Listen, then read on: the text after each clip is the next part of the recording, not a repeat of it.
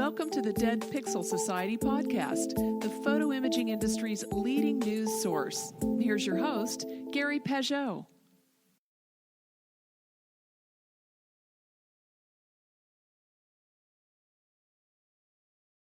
Hello again, and welcome to the Dead Pixel Society podcast. I'm your host, Gary Peugeot, and today we're joined by a small business consultant and coach named Debbie Gainsford, who's coming to us from Australia.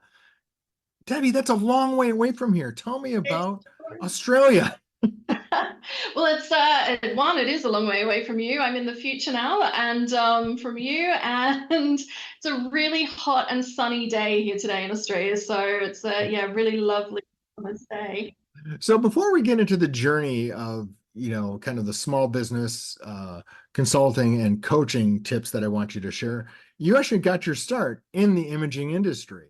I did. Can you talk a little bit about your experience on starting at Getty Images on the day they went digital? How did that happen? Yeah, so really interesting. I had absolutely no idea who Getty Images was or what they did when I interviewed for the job. I just knew that it was great people and it had something to do with photography. So I was super excited to join the business, and I joined from a marketing perspective. That's where I kicked off my marketing career. And I joined the day they went 100% digital, which is obviously an exciting time in the industry. It was a very long time ago. It was almost 25 years ago now. I remember those days, yes. Yeah, exactly. All the days before Facebook and, Google and things like that as well. But yeah, like super, super interesting company, which has obviously grown hugely since I've been there. So they had 2 million images on their website, I think, at the very beginning when they did go 100% digital. And now, the influx of images that they have and how that's grown, is incredible. And I was very fortunate to work with photographers who have now gone on to win World Press, photo awards and other sort of leading awards as well. So yeah, super lucky to kickstart my marketing career at what is now like a world leading company from a photography perspective. I'm curious, back then, what were they marketing, right? I mean, in terms of, were you trying to reach out to get photographers to be clients? Were you trying to reach ad agencies to get their stuff from Getty? Who were you marketing to? Yeah, so we were marketing to ad agencies. They were, key customers of ours. A lot from a stock photography perspective, that was the core of what the business was. And we had an editorial team as well, so photographers that were out there shooting a lot of news and sport, primarily sport, and entertainment as well. So dealing with in those days, it was still print magazines and print newspapers, and getting the latest images from whatever event had happened that day or that weekend in the press. And we're in a really fortunate position as well, especially as the company was growing, that photographers wanted to work at Getty. So there was quite a strict, stringent application process, and they were in a position where they were hiring, the best of the best that were out there. So so that was good. So not so much marketing to photographers, but marketing to people who have the need for the imagery in their business. I mean, obviously that's a visual business, and it's a business that consumes a lot of images. So was it really hard? I mean, I'm just curious, what were some of the messaging were you trying to get to ad agencies? Because clearly, they were using up a lot of images. Yeah, absolutely. And in those days, we were still sending out books filled with photos. So from a stock image perspective, it was literally, something that looked, almost as thick as, something like a Bible, not bigger, just full of photos with the image numbers on it for people to select, and really educating them around the rights when it comes to photography as well, the difference between royalty free and rights managed, and how to license an image. And then as the website grew, we had things like keyword guides that were then educating customers on how to search for an image themselves in the website. So, back in those days when search wasn't second nature, it was really educating people on how to access, the imagery themselves, and file sizes, file quality, how to download images off the web, how to use digital files. That was like a big part of like those Sure. early days of digitizing. File And formats were like a big deal back then because exactly. there was a ton of them that were incompatible with different software. And Yeah, and they were huge, the files themselves, and you need to remember that, computers didn't have the capacity to like download those huge big files to, start off with as well. So we'd also send out, images that still be on disk. So we'd send them out on CDs and things like that too, for people to then be able to pick up and grab and use. So yeah, it was a whole different time that feels like a million years ago, but it wasn't actually that long ago. it seems kind of quaint if you think about it, because you're right. I mean, you've really touched on an interesting point, right? Right now, people's first inclination is to do search, right? And Yeah. they've kind of trained themselves because they know how to keyword, look for keywords and search and all that now because of Google and Bing and whatnot have trained them to do that. But back then, you as the content writer had to provide a lot of help for that. Yeah. Yeah, and it's crazy. I mean, I was actually going through some of my old, material the other day because it had been in storage because I'd recently moved back to Australia from the UK. And so I was looking through old boxes and I came across a load of my old Getty, marketing material and what we used to send out. And, I came across the physical keyword guide, which was a little booklet that we sent to people to have sitting on their desk that gave them hints and tips of like what keywords to use to, find the imagery that they want. Right. To think about doing that today, helping people search in that way, it seems so antiquated, but it was such a big deal back there to sort of educate around how to use a website and how to access what they need. Yeah. Yeah, that is kind of interesting because that was sort of gosh, that would have been an amazing thing to live through, I would imagine. Yeah. And from there you moved on, and I don't want to dwell on Getty stuff because that was a long time ago, but that is sort of an industry thing that I thought was interesting to mention, was that because sort of all those of us who have lived through the analog to digital transition and then now digital web and now web to AI or whatever that is, we're all kind of used to this in the imaging business, and it's just interesting sometimes to look back and kind of think, what were we thinking back then, right? But let's talk a little bit about what's happening now in the future, right? So you're a small business consultant and a coach, and I want to talk a lot about the people you work with, what their concerns are, because today's kind of a difficult environment. You're in Australia and I'm in the United States, so I'm sure things are slightly different, but there's still a lot of global concerns and a lot of uncertainty now. And I think there will be throughout the course of this year. And so when you're talking to clients, what are they expressing to you? Yeah, so there are a few things, and I really focus in on the marketing side of the business. Sure. And for them at the moment, one can be a lot of overwhelm and comparison that's happening out there at the moment. But the other side of things too is that, as you mentioned, the economy globally is not fantastic, and a lot of businesses are suffering. So, it's having to think of new ways to engage with clients, new ways to like bring new people into the business and to keep revenue going. And, for some people, they haven't necessarily had to think about that before. Like their business is always kind of run on autopilot. And all of a sudden, it's, there are some rocky patches happening and they're having to, get creative or think differently. And, that's interesting because there are common themes, but then there is also things that are specific to individual industries as well. So most of our listenership, I would say, you would call them small to mid-sized businesses, right? Yeah. Do you see a difference between those business types, or do you agree with what I see, which is sort of like they all kind of have the same problems, just in different levels of magnitude? Yeah, I think I work with a lot of people who either just run their own business by themselves, or they've got like a couple of people that work with them and they're growing, and then obviously some like bigger businesses too. And yes, like there are common themes there about having the basics and the fundamentals in place, which is, it always surprises me that it doesn't matter what size the business is. Sometimes there are some really basic things lacking. But I think for like the sort of really, micro businesses where it's a lot smaller, they've got the added, I guess, challenge that they're having to do everything themselves as well. They're an Right. expert at what they do, but they're not a marketing expert. They're not a finance expert. They don't have that background in all those other skills. So they're really looking for the support from people and, to be educated and have that knowledge and have like a cheerleader or somebody to hold their hand through it. Right. Whereas larger businesses, even medium-sized businesses, can sometimes be in the position to either have a marketing person already in-house or they're working with an agency or something like that. So challenge is the same, but the different levels of resources, are definitely there.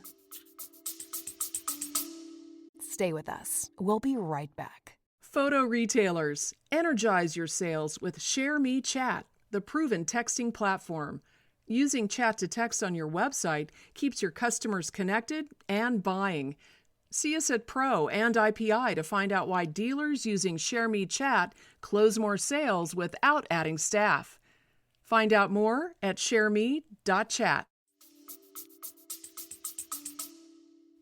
I think you've hit an interesting point, right? Most people get into a small business because they like to do the thing they're doing, whether it's, photography business, a printing business, a hair salon, or whatever.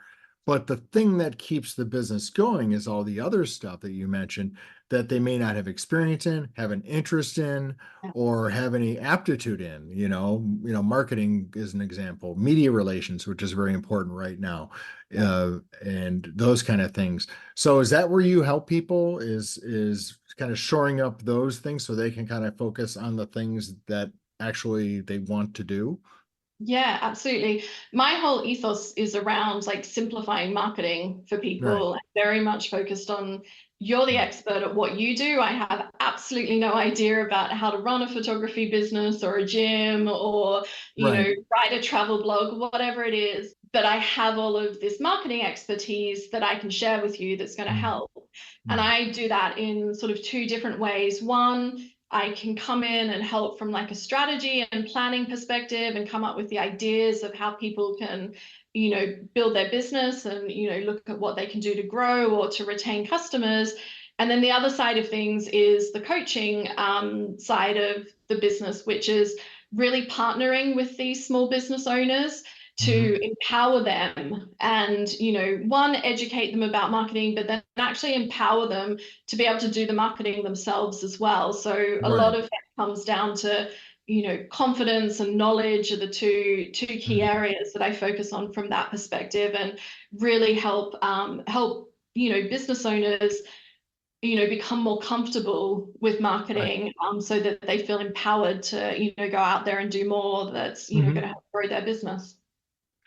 You said something earlier that I made a note on here, and I want to bring it back to because I think it gets back to your idea of simplification. And I don't know if you intended to say this, if this is a thing, or even if I heard it right, but it was overwhelming comparisons. Yeah. That stuck out to me because I see that all the time. Yeah. And I think that is something where business owners overall are just, they see everyone else doing things and they think they have to do all those things. Can you talk a little bit about that? Sure. And, I see it a lot with people who haven't done much marketing and they're comparing themselves to somebody who's been doing it for, the last 10 years and they've got great social media accounts, their website's incredible. And a lot of the time, and what I speak to my customers about is that, you don't know what resources your competitors have. You don't necessarily know what their marketing budget is or what support they have. And, don't focus on what they're doing. Take inspiration from what they're doing. There are people out there already doing what you want to do. So, it can be done, like be inspired by them. But don't let the fear of somebody else doing it stop you from actually doing what you want to do. And the other key thing that I really focus on with my clients is that, no two people are the same. So everybody's life experience and business experience is different. So what you bring to the table is different to what your competitors bring to the table, and how your customers engage with you. You might be the right fit for them and your competitor might not be. So it's about the choice in the marketplace.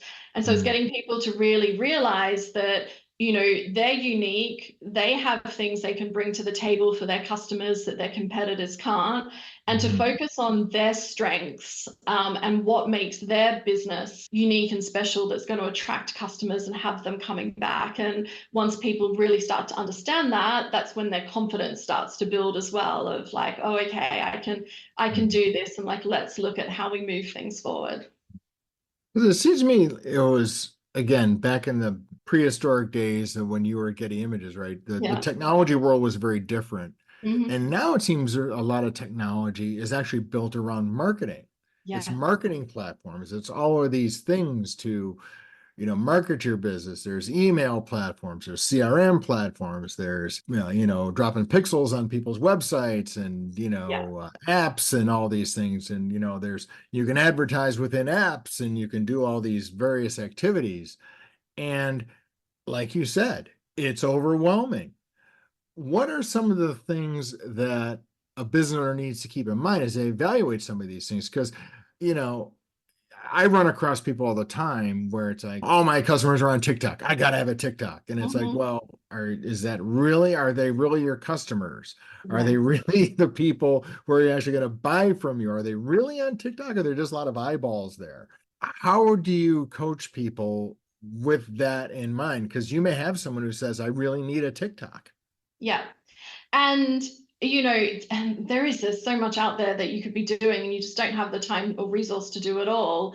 And, for me, it comes back to understanding, like what you're saying, who your customers are and where they are and what's going to get them to convert. And, you could have an amazing TikTok account. You could go down that, route and want to be on there and do the dancing videos or do whatever it is. That's great. I tell my customers, if that's what they want to do, fine, go and do that. But actually, you need to measure it, and you need to. Well, that was the question, right? Exactly. Yeah. That's what it gets to. And that's it. You need to. Yeah. Sorry. So no, you raise a good point. So how do you measure some of this stuff? Is it just traffic? Is it sales? I mean, what do you think is a good metric, for example, for, let's say, a small 2-person shop who does a TikTok video? Now, they're not going to go viral and they're not going to go, be repeated on a nighttime TV show for a comedy bit or something. Just a normal everyday person doing a business TikTok. What is a reasonable expectation that you would say, yeah, that was worth spending 15 minutes doing? Yeah. And I metrics are great from like traffic and engagement and social media. And, that's fine. And I don't give like a number out because it can differ depending on, Sure. But I think the most basic thing that people can do, and it's something that a lot of businesses don't do, and it goes back to the old school way of things too, is like, where did you hear about us? So if you have an online store and you're getting people to purchase online, you just add that in as a question, especially if you're asking people to register and things like that, is, how did you hear about us? And, it's a great way of, finding out, is your social media actually working? Is it driving through, new business for you?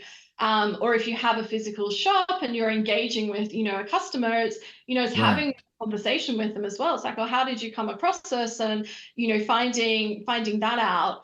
The one thing I will caveat that with as well is that where some people can get caught up is, and we use TikTok as an example, is that all of a sudden people will be saying, oh, I'm getting like all of my business from TikTok. And that may be the last place that they've seen you, or maybe the first place that they've seen you, but they're also looking at your website. They're also looking at your reviews online. Right. They're looking at other things as well. So if you invest just in one channel, you're actually going to be leaving money on the table, because people want to know more about you and they want to go to those other places where there's information about you to actually make that informed decision about whether or not they're going to drive or get public transport or walk to your shop, or if they're going to go online and spend their money, with you that way. So it's making sure that, you're covering like those key sort of like bases where people are going to interact with you. You just raised a very good point, because I remember there was a time where you could expect that the average consumer needed 7 impressions before they would see you. Now, Yeah. what's that number? 150 or I mean, Yeah, I know, like with the scrolling and everything, and and that's one of the interesting things that I talk to people about as well is, there can be frustration sometimes. It's like, well, I've done one social media post.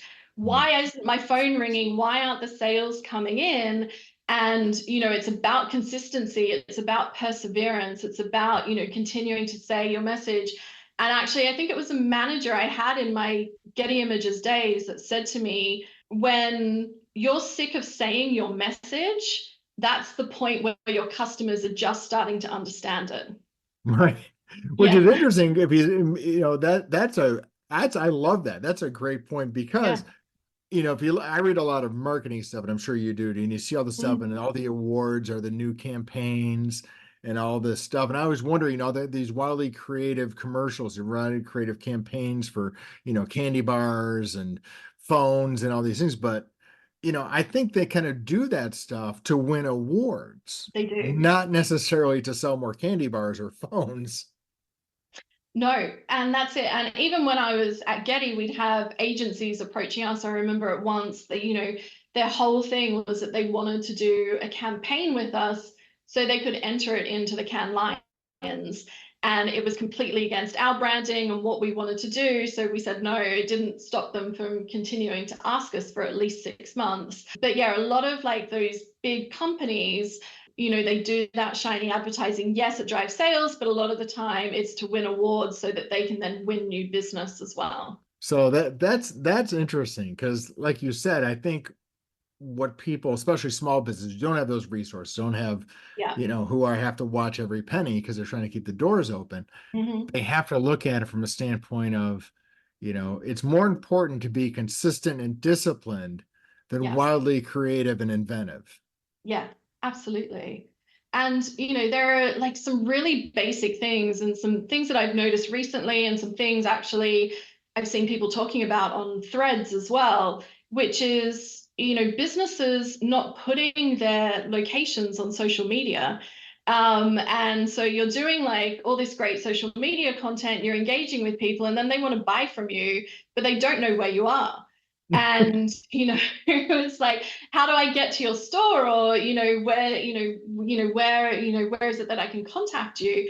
And, that's like a real basic fundamental is like, tell people where you are, tell people how to get in touch with you. And also, like, if you have a physical store, like, make sure you've got your address there so that people know how to get to you and what your opening Right. hours are too, because that creates frustration for the consumer if they've Right. engaged with you and then they don't know how to like buy from you. Right. That's hugely frustrating. So it's those basics, and the consistency is so important for Or businesses. they assume everyone knows, right? Exactly. That's literally, I think that runs into a lot of the questions that marketers have and who run small businesses. Well, they already know where I am, Yeah. right? I've been in the community for 20 years and everyone knows where we are. Well, I guarantee you there's new people coming in the community, or some of your customers are dying off or whatever, and you got to keep reintroducing yourself constantly. 100%. And, I had a conversation actually recently with somebody who, their business, they weren't getting the customers that they needed. Like they were a new business in a local area.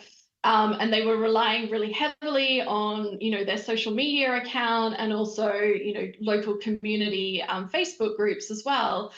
But if that's all that you're relying on from a marketing perspective, you're not going to get people. And what they were missing was that they didn't have like, their Google business profile set up on Google Maps, which is like the easiest thing to do to show Mhm. people where you are and, what you're Right. doing and coming up in search results so people can find you. And it's kind of, people limiting, the way that, they're engaging with customers or attracting new customers because they think that people know who they are. But when you think about people who are traveling, either for work or for pleasure, and they may be looking for a business like yours in the area that they're in, and Right. they go to Google and it's like, where's, this company that I'm looking for, or this type of business that's near me. And if you don't show up on that map, your competitor's going to, and that's where that money's going. We talked a lot about, kind of strategy and tactics, but Mm. one of the things that you like to talk about is, relationships with customers and businesses, because that's really where the magic happens. It is. Yeah, and community is such a big part of business. And I think, you can get drawn into like chasing the new and just bringing new people in all the time. But actually, it's focusing in on, the customers that you have today as well. And that's where your growth is going to come from too. So if you've got people who are advocates of your business, they're going to talk about you, they're going to refer people to you. And so, especially at the moment where times are tough and marketing budgets may not be there, using your existing community is a great way to, one, keep growing your business, but two, making sure that you're set up for success when people are ready to buy again and they've got money to buy again. So that can be through things like, making sure that you might have like an email newsletter that goes out to people where you're constantly engaging with them. If you've got an opportunity and the resources to go to something like a trade show where you're meeting people face to face as well, like that's a great way of like engaging with with your audience. Doing things, if you've got a physical store, doing things like in store where you're sharing knowledge with people, or helping them connect with other people as well. There's lots of different ways to do that, and that's so important, is to like build that trust, make people really engaged with your brand and your business, so they're talking about you to other people when you're not actually there. Right. That's really, really key. And community, I read something, I think it was at the end of last year, saying that 2024 is like the year of community, because we've come out of everything that we've come out of over the last few years, and people are wanting to like, re-engage again. People are wanting to be social. They're wanting to feel like they're part of something. So if you're in a position where you can also connect your customers together so they're building their own community, that's really special, and that's quite a powerful thing that you can do for your local community or for your customers. So a lot of like photo retailers in our segment, do workshops, they do photo walks and those kind of things. And, that's great. The challenge, I think, for some of them is like, they want to be able to tie, like, I sold X number of lenses or X number of bags or tripods. And what you're saying is that, there's really more of a halo effect. It's not necessarily a sales event, it's also a marketing event. Exactly. So I think if you're showing your customers that you care about them as people, you care about their interests, that maybe they're having challenging financial times at the moment, so they can't spend with you as much as they'd like to, but you still care about them as people, and that you're not just interested in the sales, that has such a big, knock-on effect. And thinking about ways that, you can include your community in different, decisions that you're making from a business perspective is, it's so important. I think the businesses who are just solely focused on sales and numbers and thinking of their customers as numbers, not so great, but thinking of your customers as people, that's where, businesses really thrive and grow, because you're thinking about their wants and needs and how you meet them and solve their pain points. And it's, they might buy a small value item from you today because that's all they've got the resources to do. But in 12 months' time, when they're in a different financial situation, they might come in and buy that really expensive camera that they've had their eye on for like the last 12 or 18 months. Sure. And they buy it from you because you've been doing all these other things to keep them engaged whilst they're, building up the funds to be able to make that purchase. That makes total sense. So tell me about why someone needs a business coach. Why on earth? Because that's different than, different relationships than what the other kind of consulting you're doing. So what is a business coach, and why do you need one? Yeah, so for me, and where I see my customers like really thriving when they work with me, is that one, I'm a trusted sort of soundboard for them. So the great thing about coaching is that it's non-judgmental. So I'm not there to judge them or their business decisions they're making, what they've done in the past, whether or not I think it's right or wrong. I'm there to like hold their hand as part of like their journey that they're going on, and, you know, challenge their thinking, getting them to think differently, maybe about, you know, a goal or an objective or a challenge that they've got coming, and then working with them to like build that action plan of like, well, what are those next steps that you're going to take? And coaching really comes in when we're talking about the overwhelm before, because it helps break down something that can seem so big and so challenging that people just want to put to the side. And actually working with a coach, you know, helps you break it down into small pieces so that you can actually get to your end goal. And I'll give you an example of that. Actually, you know, I worked with a client who had some amazing, incredible ideas for her business of what she was wanting, you know, to do. And it was fantastic. Yeah.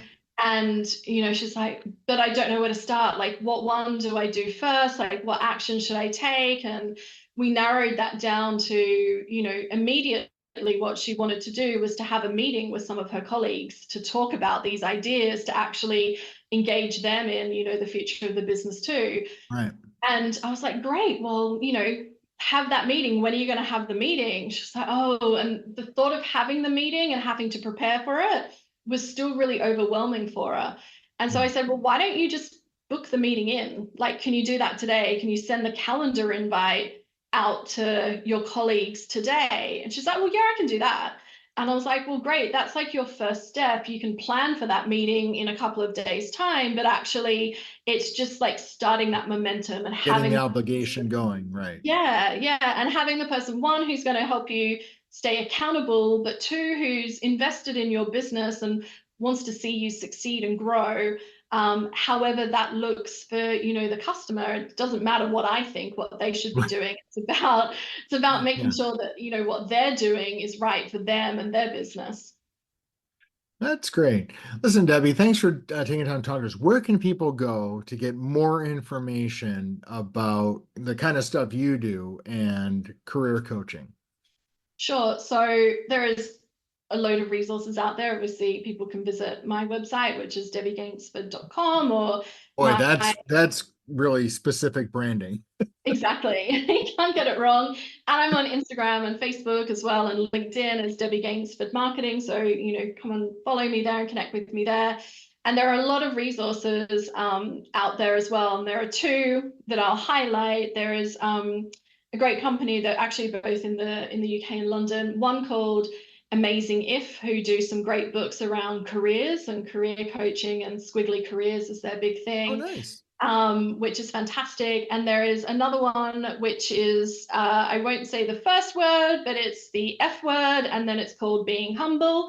And it's all about like confidence and, you know, building confidence and working with people. So they're two really good resources for people to tap into as well.